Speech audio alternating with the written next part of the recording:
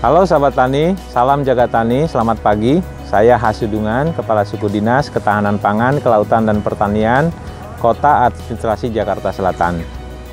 Jadi saya di sini sebagai Kepala Suku Dinas Ketahanan Pangan, Kelautan dan Pertanian Jakarta Selatan. Jadi peran saya di sini adalah melakukan pembinaan dan pengawasan bagaimana agroedukasi wisata ini dapat berjalan dengan baik sesuai dengan SOP yang sudah kita laksanakan. Jadi nanti kami harapkan nanti juga masyarakat yang ada di sini setelah pulang dari sini bisa menambah pengetahuan, bisa menambahkan ilmu bagaimana sih sebenarnya pertanian perkotaan. Karena ternyata di sini di samping pertanian untuk ketahanan pangan juga memiliki tema-tema pertanian tersendiri. Misalnya tema untuk superfood, kemudian ada nanti tanaman dari edible flower, yaitu bunga yang bisa dikonsumsi. Kemudian nanti ada juga nanti di sini imunomodulator, jadi untuk menambah imun masyarakat. Kemudian ada juga nanti sebagai tanaman obat keluarga. Jadi sebelumnya agroedukasi wisata ini merupakan Balai Penyuluhan Pertanian yang dikelola oleh Suku Dinas Ketahanan Pangan, Kelautan dan Pertanian Jakarta Selatan. Dan untuk tahun 2020 kami mendapat bantuan dana dari Kementerian Pertanian melalui Badan Ketahanan Pangan untuk melakukan revitalisasi. Jadi seperti ini mungkin nanti teman-teman bisa melihat ya bagaimana sekarang udah ditata ya Balai Penyuluh Pertanian ini menjadi agroedukasi wisata Ragunan. Jadi agro itu berarti dunia pertanian secara keseluruhan, baik itu pertanian tanaman, kemudian ada ikan, kemudian ada juga ternak, kemudian edu itu berarti pendidikan, kemudian wisata. Jadi pendidikan dan wisata itu digabung menjadi satu yang mencakup dari ketiga bidang tadi. Jadi masyarakat itu juga akan merasakan penambahan pengetahuan akan bidang pertanian, bidang tanaman ya, kemudian bidang peternakan, kemudian bidang perikanan tadi.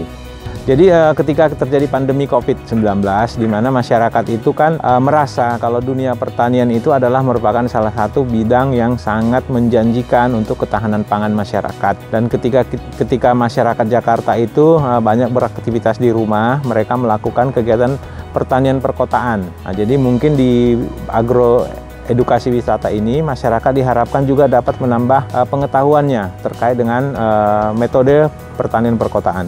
Nah, masyarakat sendiri jadi mungkin yang pertama kalau masyarakat Jakarta itu tidak perlu jauh-jauh keluar kota untuk melakukan edu wisata. Cukup di sini, cukup dekat, tempatnya strategis. Jadi masyarakat Jakarta itu nanti bisa merasakan bahwa pertanian perkotaan itu adalah suatu hal yang menjanjikan untuk ketahanan pangannya. Jadi mungkin di lingkungan yang sempit, di ruangan di halaman yang terbatas, masyarakat Jakarta itu bisa bertani. Jadi bisa sebagai sumber untuk kehidupan sehari-hari. Misalnya sayur-sayuran, kemudian ada ikan ya, itu bisa terpenuhi dari pekarangannya sendiri.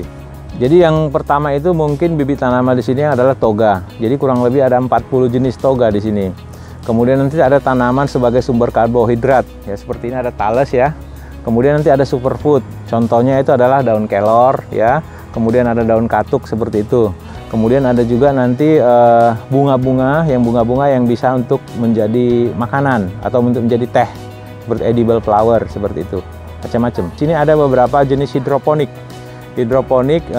Bagaimana hidroponik yaitu ada yang pakai sistem aliran ya, kemudian ada juga nanti bioflok. Bioflok itu adalah kolam ikan yang di kolamnya itu nanti kan ada starter di mana ikan tersebut dalam ruang yang cukup kecil itu bisa menampung banyak ikan dengan pertumbuhan yang maksimal. Di samping itu juga di sini akan ada rumah magot. Rumah magot itu merupakan sampah organik yang kita kelola untuk makanan lalat di mana rumah magot tersebut bisa kita gunakan sebagai sumber pakan dari ikan tadi dalam bentuk pelet. Jadi sebenarnya targetnya itu adalah yang pertama anak-anak sekolah. Jadi mungkin anak-anak sekolah yang selama ini orang Jakarta ya, anak sekolah di Jakarta jarang mengetahui bagaimana sih sebenarnya pertanian itu. Jadi mungkin mereka akan kami perkenalkan, misalnya tanaman obat itu apa saja. Jadi terus tanaman yang mengandung nilai gizi tinggi atau superfood itu bagaimana, apa saja dan manfaatnya apa saja, dan bagaimana nanti tanaman tersebut ditanam, diolah, kemudian nanti bisa dikemas ya untuk dijual seperti itu. Jadi saran yang pertama itu adalah kita tinggal di kota Jakarta dengan lahan yang terbatas agar masyarakat bisa memanfaatkan lahannya secara maksimal. Jadi bisa untuk menjadi sumber pangan keluarga, menambah ketahanan pangan. Yang kedua, apabila masyarakat ingin mempelajari pertanian secara modern, dapat berkunjung ke Agro Edu Wisata Ragunan ini.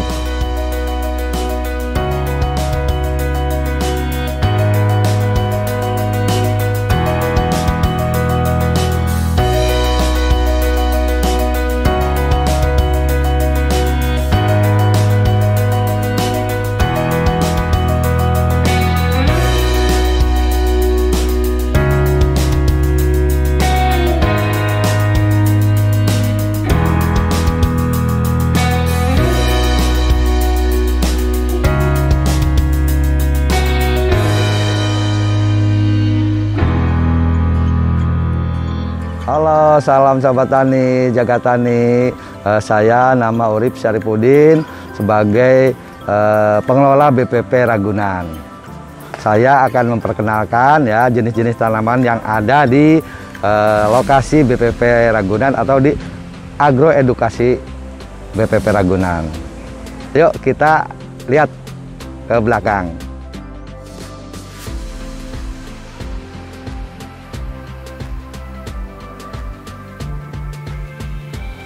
Nah, ini salah satunya, ini zona sayuran ya. Sini ada sayuran bayam batik, ada sayuran sawi, ada sayuran terong ya. Nanti kita lihat lagi ke sana. Ini jenis sayuran. Ini biasa dimakan. Ini untuk sayur. Jadi istilahnya nanti umurnya ini sangat pendek ya. Dengan 21 hari itu bisa dipanen, bisa dikonsumsi ya. Nah, setelah dipanen kita bawa ke tempat packing house. Nah, diproses, dicuci. Setelah dicuci dipilah ya sesuai dengan bentuknya ataupun diikat nanti. Setelah itu di packaging, diikat langsung ke tempat rumah dingin, ruangan dingin ya. Lanjutnya kita ke toga. Sini ada tanaman toga. Ini adalah jenis zona tanaman toga, tanaman obat keluarga. Ini salah satunya ada temulawak, ada lengkuas, ya, ada stroberi, ada kumis kucing. Nah, ini bisa untuk dibuat atau dibikin instan.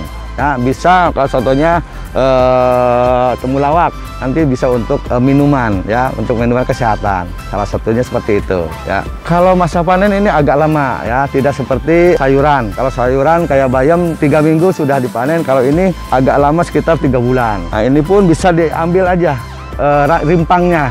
Ya, tidak semua cabut juga bisa, semua cabut bisa, tapi juga ditongkel untuk diambil rimpangnya aja bisa, seperti itu. Yuk. Nah, di sini adalah zona buah-buahan, zona buah-buahan tanaman produktif dan zona tanaman langka yang memang di Jakarta itu sudah mulai langka, sehingga kami di sini kembangkan sebagai koleksi untuk tanaman-tanaman langka yang memang perlu kita pertahankan, perlu kita lestarikan, seperti itu deh ya. Nah, ini salah satunya untuk tanaman produktif ada jambu, ada mangga, ada jeruk Bali, ada macam-macam ya. Di situ salah satunya ada gandaria, ada menteng, ada sana lagi ada tuh kemang, ada kemang ya. Jadi di sini komplit sekali untuk koleksi tanaman-tanaman langka ya. Sobat Tani, ini salah satu jenis tanaman hias ya yang untuk koleksi kita, sehingga nanti anak-anak edukasi itu untuk diperkenalkan. Ini salah satu jenis tanaman hias pacar Cina ya. Yuk kita lanjut ke sana belakang. Yuk Sobat Tani, ini salah satu zona palawija, tanaman palawija. Salah satunya adalah jagung manis ya. Jagung manis ini sebetulnya udah siap panen. Umurnya 40 hari ya, kita bisa panen ataupun sampai dengan ini. Kalau terlalu tua itu nggak enak, sehingga jagung manis itu diambilnya pada saat ini tongkol masih hijau. Yuk kita lanjut ke produktif. Ini salah satu jenis tanaman khas dari Jakarta Selatan ya. Ini namanya alpukat cempedak. Ya, itu sama warnanya kuning sehingga bisa untuk disajikan sebagai makanan buah. Ya, vitaminnya juga sangat tinggi sekali. Nah, kita memasuki ke zona display hidroponik.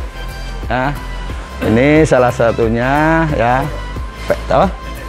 Ya, ini zona hidroponik sistem MMT. Ya, di sini ada tanaman kangkung, ada tanaman pakcoy, ada juga pakcoy yang masih kecil. Ini sawi. Nah, ini nanti sengaja kita kenapa tidak tanam serempak, karena supaya nanti untuk stok ya, untuk stok panennya itu nggak sekaligus, nanti bertahap. Setiap minggu usahakan berapa hari harus ada panen, ya, sehingga tanamnya tidak serentak. Nah, yuk kita ke packing house. Nah, yuk ke sebelah sini. Ya. Nah, ini nanti salah satu packing house ya. Nanti produksi sayuran yang dari lahan dari sana kita ada pencucian. Setelah masuk pencucian pertama kedua di blower ditiriskan. Di sini nanti belum ada ya. Nanti setelah di blower masuk ke tempat packaging. Cuman saya kebetulan dikunci ya, sehingga nanti itu setelah masuk dipilah ya, disortasi. Nah, setelah disortasi, nah nanti ada packing. Nah, setelah di packing rapi masuk ke ruang pendingin.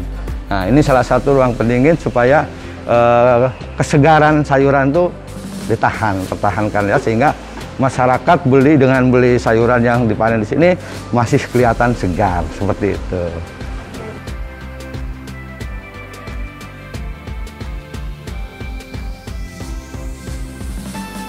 Harapan saya mungkin ya kedepannya ini bisa berkembang ya, bisa sebagai role model dari agroeduwisata di kota besar, khususnya seperti Jakarta. Jadi nanti mungkin kota-kota besar lain di Indonesia bisa mencontoh bahwa ternyata di tengah kota Jakarta, di pusat kota itu ada lahan yang bisa tempat orang untuk refreshing, untuk belajar tentang pertanian yang tidak kalah dengan di daerah-daerah yang mungkin basic pertaniannya masih cukup kuat, tapi di Jakarta harus bisa.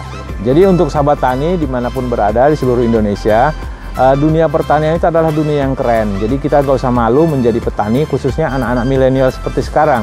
Karena ternyata dunia pertanian itu mengalami peningkatan sebanyak 23% pada masa pandemi. Justru di dunia pertanian yang berkembang pesat pada masa pandemi ya.